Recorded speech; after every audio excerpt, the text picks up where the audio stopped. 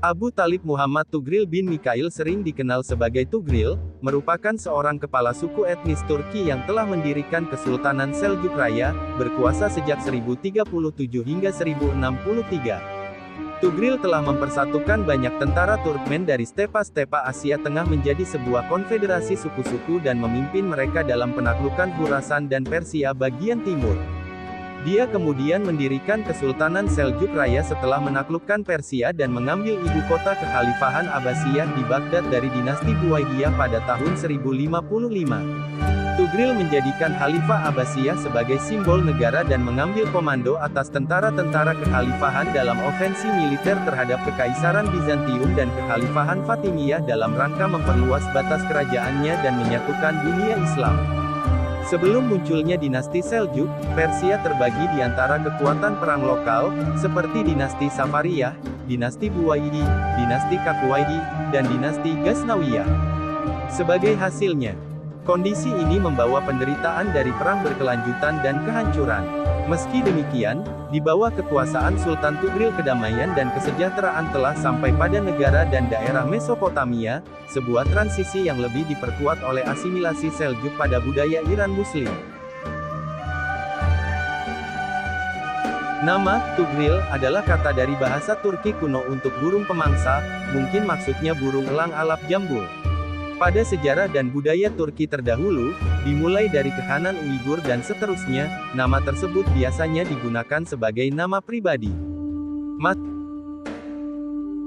Tugril lahir pada sekitar tahun 993 Masehi, kemungkinan besar di stepa Asia Tengah, tempat di mana para Turki Oghuz yang nomaden berkeliaran mencari perumputan untuk ternak mereka.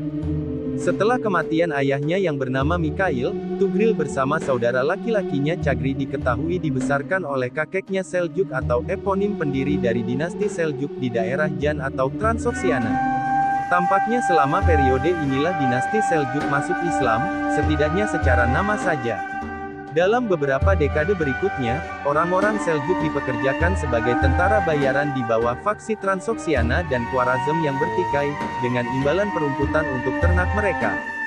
Pada sekitar tahun 1020, Tugril beserta kerabat lainnya melayani Kehanan Karahanidze dari Bukhara.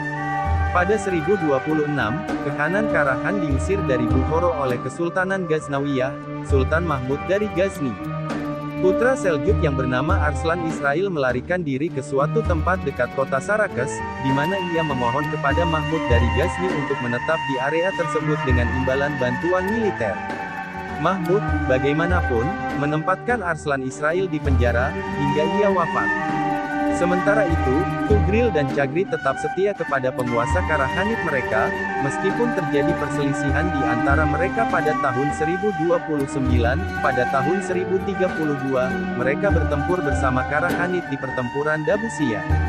Namun, setelah kematian penguasa Karahanid Ali Tegin, orang-orang Seljuk mengubah kesetiaannya pada penguasa Khwarazm, yang bernama Harun, tetapi ditolak oleh penguasa suku-suku Oghuz bernama Shah Malik pada tahun 1035. Dinasti Seljuk kemudian pergi ke tempat yang sama dengan Arslan Israil, dan meminta suaka kepada putra Mahmud Ghazni, yakni Mas'ud I. Mas'ud, bagaimanapun, menganggap orang Turki nomaden berbahaya dan mengirim sebuah pasukan di bawah panglima tertingginya yang bernama Bektokdi. Pasukan tersebut tak lama dikalahkan oleh orang-orang Seljuk, yang memaksa Mas'ud untuk menyerahkan daerah Nasa, Farafa, dan Dihistan dengan imbalan pengakuan Seljuk atas otoritas Ghaznavid dan perlindungan wilayah tersebut dari suku Turki lainnya. Pada tahun 1037, dinasti Seljuk juga memaksa Ghaznavid untuk memberikan mereka daerah Sarak, Abifat dan Maru. Orang-orang Seljuk kemudian menundukkan kota-kota yang ada di Khurasan Raya secara perlahan, dan ketika mereka merebut Naisabur, Tugril memproklamirkan dirinya sebagai Sultan Khurasan.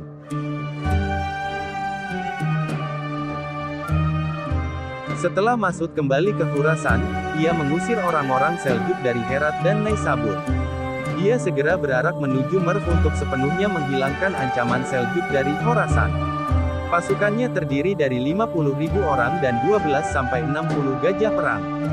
Pertempuran dandanakan tak lama kemudian terjadi di dekat Merv, di mana pasukan Mas'ud dapat dikalahkan oleh pasukan yang jauh lebih kecil di bawah Tugril, saudaranya Chagri Bey. dan pangeran dinasti Kakuyid bernama Faramurs. Dengan demikian Masud kehilangan kontrol atas seluruh Khurasan bagian barat secara permanen. Kemenangan ini menandai dasar berdirinya Kekaisaran Seljuk, yang kini berkembang pesat ke barat. Tugril kemudian melantik Chagri Bey sebagai gubernur Khurasan dan mencegah penaklukan ulang oleh Ghaznavid, kemudian beralih pada penaklukan dataran tinggi Iran sejak 1040 hingga 1044, pada tahun 1041 sampai tahun 1042, Sultan Tugril menaklukkan Tabaristan serta Gurgan, dan menunjuk Mardafij bin Bishui sebagai gubernur dari wilayah tersebut. Pada tahun 1042 sampai tahun 1043, beliau menaklukkan Rai serta Kasvin, dan pada saat yang sama kekuasaannya diakui oleh penguasa Dailam yakni dinasti Jastanid. Penguasa Salarid di Samiran tak lama kemudian juga mengakui otoritasnya. Pada tahun 1054, Tugril memaksa dinasti Rawadid penguasa Azerbaijan, yakni Abu Mansur Wasudan, untuk mengakui kekuasaannya. Nama Tugril ditempatkan di khutbah sholat Jumat, sementara putra Wasudan, kemungkinannya Abu Haija Manuchihr, dikirim sebagai sandera Seljuk ke Khurasan. Pada tahun yang sama, pasukan Tugril bersaing di Anatolia dengan Bizantium. Pada tahun 1055, beliau ditugaskan oleh Khalifah Abbasiyah Al-Qaim untuk merebut kembali Baghdad dari pengaruh dinasti Buwayyi. Pemberontakan oleh pasukan Turkoman di bawah komando saudara tirinya Ibrahim Yinal dan upaya-upaya dari pasukan dinasti Buwayyi menyebabkan jatuhnya Baghdad ke tangan kekhilafahan Fatimiyah pada tahun 1058. 2 tahun kemudian Tugril menumpas pemberontakan, lalu secara pribadi mencekik Ibrahim Yinal dengan tali busurnya dan memasuki Baghdad. Dia kemudian menikah dengan putri Khalifah Abbasiyah di dekat kota Tabriz. Sultan Tugril meninggal pada tanggal 4 Oktober tahun 1063 di Rai, pada usia 70 tahun. Karena tidak memiliki anak, akhirnya ia mencalonkan keponakannya yang masih bayi bernama Sulaiman putra Chagri Bey, sebagai penggantinya. Wazir Al-Kunduri mendukung pilihannya ini dan mungkin saja ia menjadi sosok yang menyarankan hal tersebut untuk memperluas pengaruhnya sebagai wali penguasa dari anak tersebut.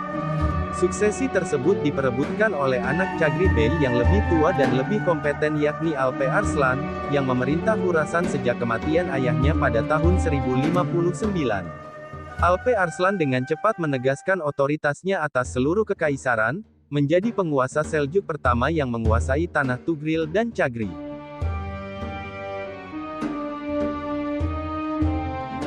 Salah satu istrinya adalah Altunyan Hatun.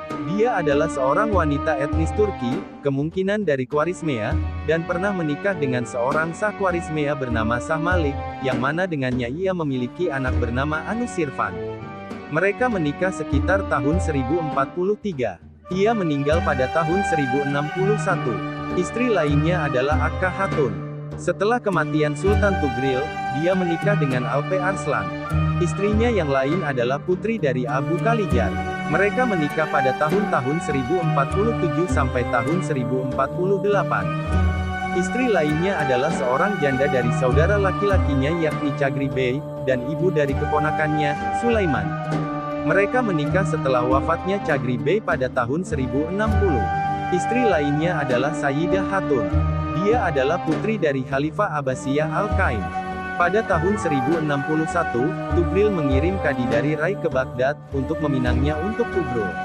Akad nikah dilaksanakan pada bulan Agustus-September tahun 1062 di luar Tabriz, dengan mahar pernikahan 100.000 dinar.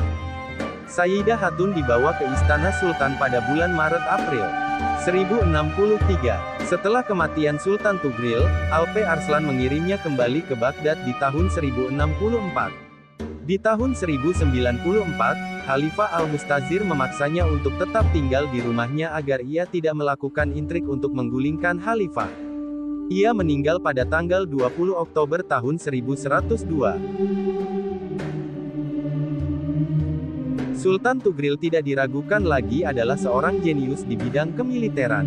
Meskipun kampanye militernya menyebabkan kerusakan serius pada kekuatan-kekuatan produktif dari banyak negeri yang ia taklukkan, mereka membuka jalan bagi pembentukan dari kerajaan abad pertengahan dari bangsa Turki terkuat pertama yang menghubungkan Timur dan Barat.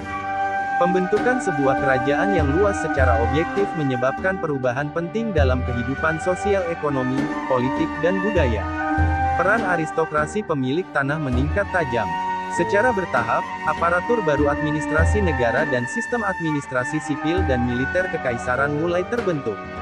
Penaklukan-penaklukan yang dilakukan oleh Tugril tidak hanya berpengaruh terhadap kehidupan masyarakat dari negeri-negeri yang ditaklukkan, tetapi juga berpengaruh terhadap bangsa-bangsa nomaden itu sendiri, yang ikut berpartisipasi dalam pembentukan negara baru. Bukti dari perubahan gaya hidup suku-suku Oghuz Turkmen muncul sebagaimana mereka mulai menetap di Khorasan, Iran, Irak, Suriah, Transkaukasia, dan Asia Kecil. Peralihan kelompok pengembara yang kompak ke kehidupan dan pertanian yang semi-menetap dan menetap mulai terjadi. Ikatan suku lama putus, hubungan feodal menerima insentif baru untuk pengembangan lebih lanjut, meskipun sisa-sisa institusi kuno tetap ada untuk waktu yang lama.